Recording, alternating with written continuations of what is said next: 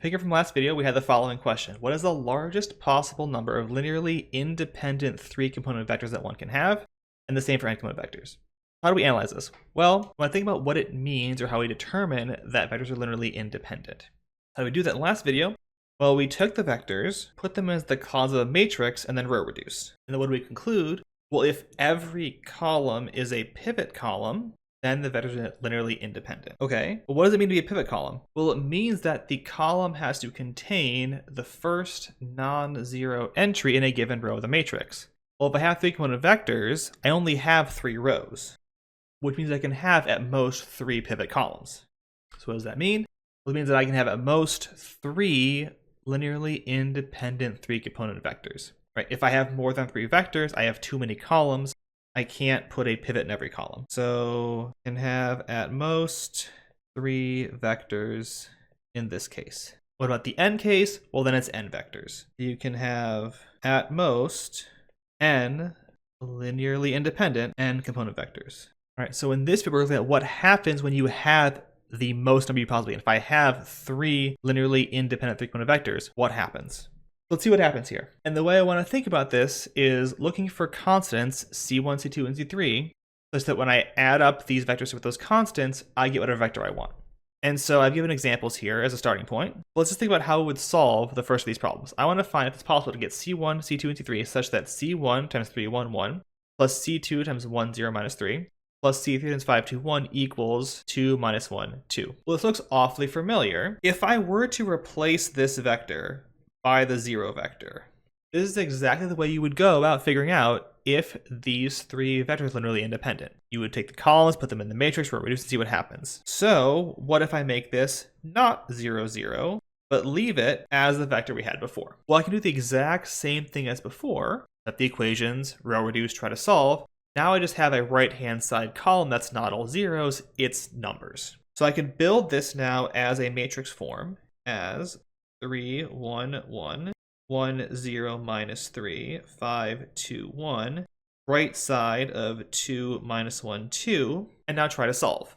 And to do this, I want to row reduce, and it's going to be the exact same steps that I did for row reduce in the example last time to reduce this one to the answer. So we're going to swap row 2 up. We're going to use row 1 to cancel out that first column in rows 2 and 3. And then I can use the 1 in row 2, column 2 to cancel out the minus 3 below that. Then I can divide the last row by minus 4. And I could back solve from there, get to an answer. Right, I would get C3 is minus 9 halves. C2 is 5 plus C3. So C2 is 1 half. And then C1 is negative 1 minus 2 C3, or 8. Cool, so we could find those values and it works out great. Now, what would happen if I changed the 2 minus 1, 2 to any other values A, B, C? Well, nothing in the actual process actually changes here. I would do the exact same steps and the exact same order, and I would get to the exact same matrix everywhere except the right-hand column. This part will be the exact same, applying the same step in the same order in the same matrix.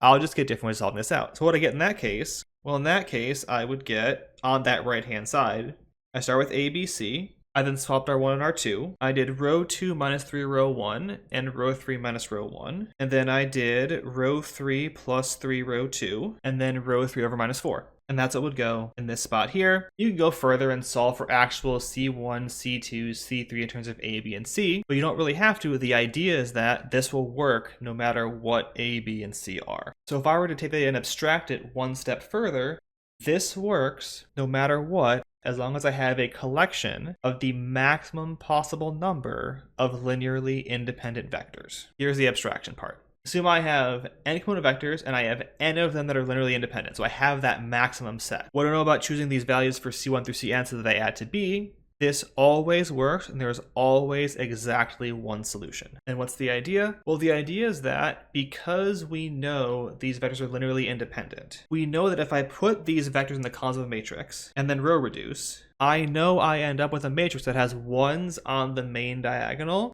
0s below it, and some other numbers above it. Because that's what it means to row reduce to get linear independence.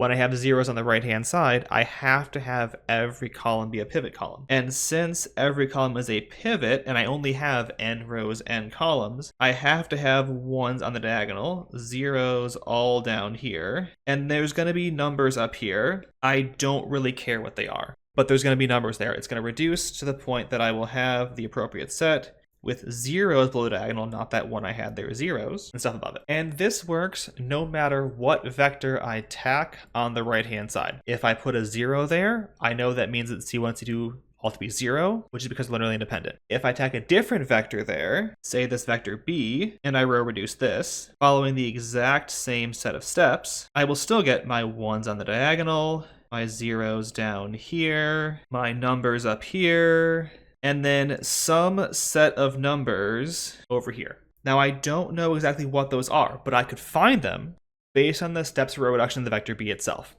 Right, this was already had b and then a minus 3b and then negative 1/4, a whole bunch of stuff in the previous example. That's what those b1 stars are. There's some numbers depending on the b1, b2 through bn that you could find from the row reduction process. And this right here means there's one solution, and I can find it from these b stars. So if I have the maximum number of linearly independent possible vectors, I can always find C1 through Cn such they add to any other vector b. And this idea is so important that we have a name for it. This is called being a basis for a vector space. So a basis is a collection of vectors b1 through bk in that vector space such that two things happen. One, they're linearly independent. And two, for any other vector b that you could possibly want, I can choose C1 through Ck such that when I do linear combinations, I get to that vector b. What we've learned so far in this sort of journey here is that in an n component vector space, any collection of n linearly independent vectors is automatically a basis, which is nice. We can just check for independence. Once we have that, we're good to go. So if we ever get to a set of n vectors with n components that are linearly independent, we know for a fact they're automatically a basis. And no matter what vector b I could pick here, I can always pick C1 through Ck so that these coefficients add to that vector in question. Now, as I look forward for this diffeqs class, if this reminds you at all of finding coefficients so that we can meet initial conditions for differential equation initial value problems, you're not far off. We're going to come back to these in a couple of weeks, and we'll loop back to how the fact that we can talk about linear independence of vectors and talk about bases means that we know that for certain types of problems, we can always properly meet initial conditions. And so we'll see this come back again when we talk about initial value problems for systems when we get to that point of the course. So that's a discussion about the idea of a basis, where it comes from and how you determine if something is a basis, which is useful for dealing with IVPs for differential equations later on in the course.